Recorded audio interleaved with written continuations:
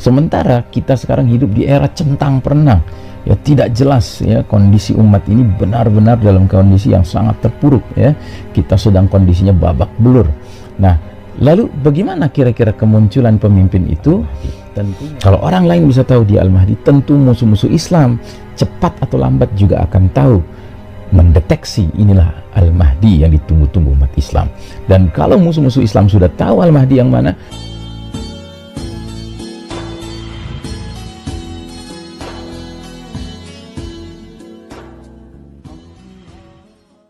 gelar Al-Mahdi itu bukan saja bermakna laki-laki yang mendapat petunjuk dari Allah, tetapi juga laki-laki yang ditunjuk oleh Allah untuk memainkan peranan spesial sebagai Amirul Mukminin fi akhir zaman. Karenanya kalau kita baca hadis-hadis mengenai pembaiatan Al-Mahdi, ya, dia itu berlangsung dengan paksaan, ya. Yubayi'unahu wa huwa karihun.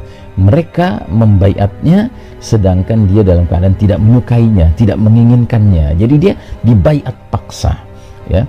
Lalu siapa yang membaiat mereka? Siapa yang membaiat beliau ini, Al-Mahdi ini?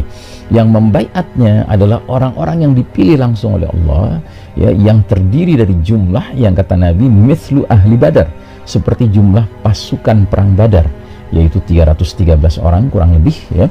Dan mereka ini kumpulan orang-orang yang disebutkan dalam sebuah hadis, laisat lahum man'atun wala adadun wala uddatun.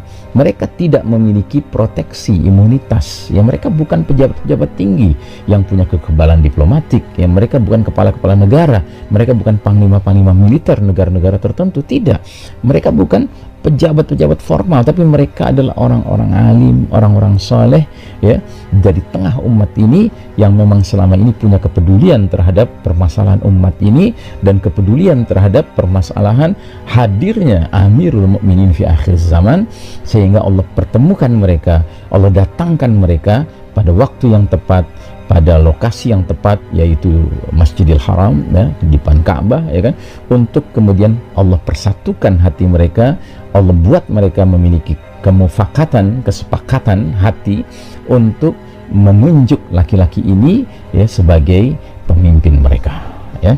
Sehingga dikatakan dalam hadisnya, sewaktu dia akan dibaiat, dia menolak, ya. Lalu mereka karena sangat yakin inilah laki-laki tersebut, mereka justru sampai mengeluarkan ancaman bunuh, ya. Kalau engkau menolak, ya, pembaiatan yang kami lakukan, kami akan pukul tengkukmu.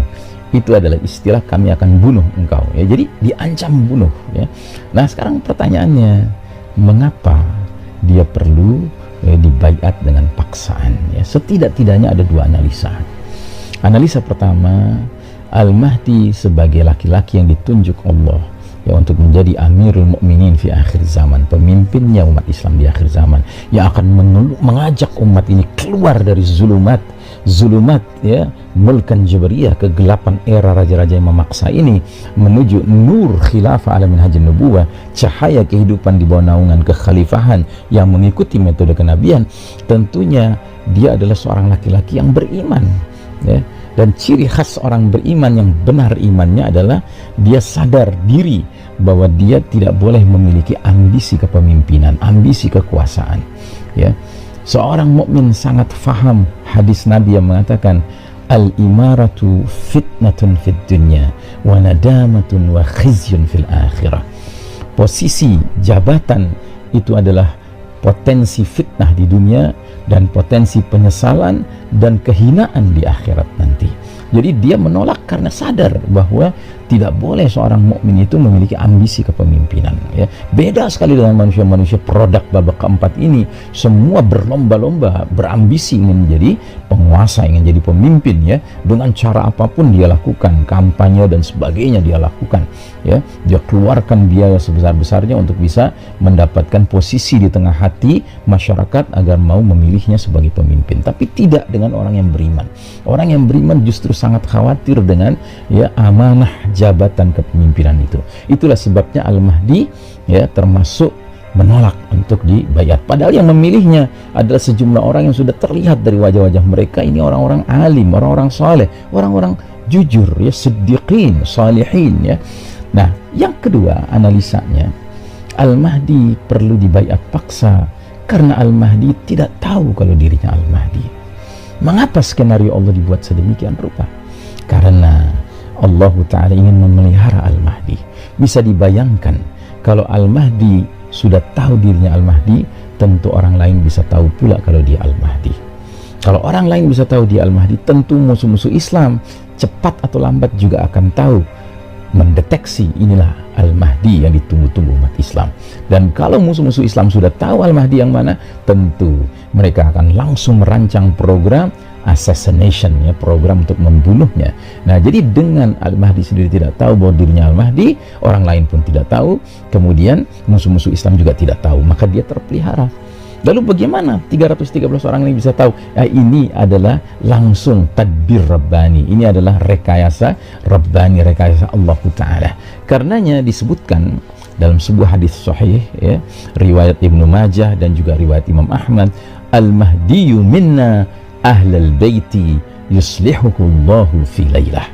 Al-Mahdi itu dari keturunan kami, yaitu ahlul bait, ya, diislah, diperbaiki oleh Allah, ya, keadaannya dalam satu malam. Masya Allah Ta'ala.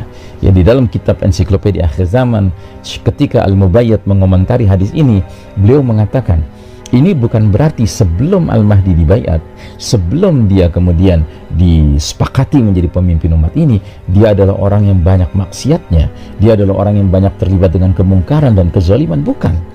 Dia orang soleh selama ini, cuma kesolehannya selama ini tidak kemudian serta-merta menjadikan dirinya memiliki kapabilitas dan kemampuan menjadi pemimpin.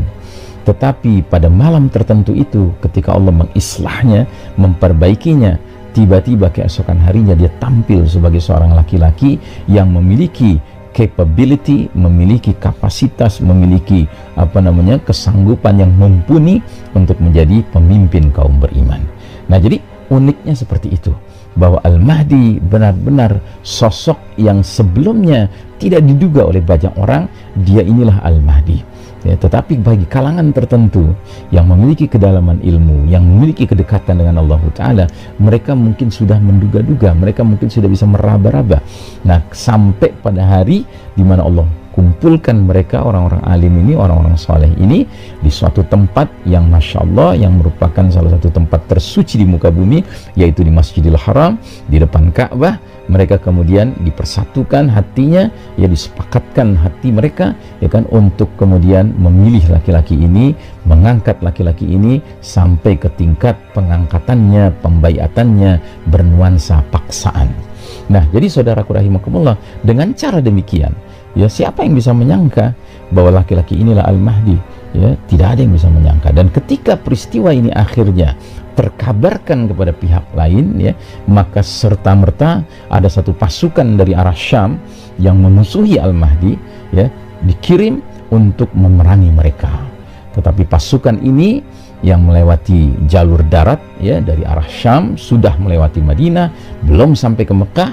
Di antara Madinah dan Mekah, di satu wilayah yang mencakup Zulhulaifah, tempat mikot, tempat orang berihram, ya, di wilayah itu disebutkan sebagai Al-Baida, ya, gurun pasir, ya. Di situ terjadi khasfun di Jaziratil Arab, pembenaman bumi di Jazirah Arab, yang sekaligus membenamkan pasukan jahat yang ingin memerangi Al-Mahdi dan orang-orang yang berbaiat pada Al-Mahdi ini.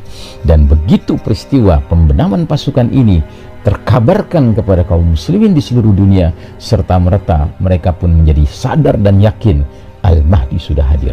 Dan ini berarti perintah Nabi sudah berlaku pada pundak setiap muslim, bahkan muslimah. Nabi bersabda, fa idza ra'aitumuhu fabayi'uhu walau habwan 'ala thalji fa innahu khalifatullah Al-Mahdi. Apabila kalian melihat tanda-tanda kehadiran Al-Mahdi, berbaiatlah kepadanya sekalipun harus merangkak-rangkak di atas salju, karena sesungguhnya dialah khalifatullah Al-Mahdi. Nah, jadi saudaraku rahimakumullah, sejak saat itu kaum muslimin mukminin yang faham akan segera berbondong-bondong datang untuk melakukan pembaiatan di depan Ka'bah, dan ini bahkan mencakup kaum muslimin yang bukan sembarangan, tetapi mereka Abdalus Syam dan As-Saibu Ahlul Iraq, dari Syam, dari Irak, yang berarti mereka mujahidin, sudah berpengalaman berjihad fisabilillah. Yang menyebabkan Al-Mahdi gelombang kedua pembaiatannya adalah mencakup angkatan perang yang siap menjadi pembela dinullah, pembela al-Islam, termasuk pembela pemimpin mereka Al-Mahdi. Saudaraku rahimakumullah, mudah-mudahan Allah Ta'ala menjadikan kita orang-orang yang memiliki ilmu yang bermanfaat dunia dan akhirat, dan terutama di masa-masa seperti sekarang ini, jika Allah Ta'ala menunjukkan kepada kita tanda demi tanda bahwa Al-Mahdi sudah dekat jadwal kemunculannya, semoga kita termasuk yang Allah mudahkan, Allah izinkan, Allah pilih sebagai bahagian dari Jaisyul Mahdi. Demikian, wassalamualaikum warahmatullahi wabarakatuh.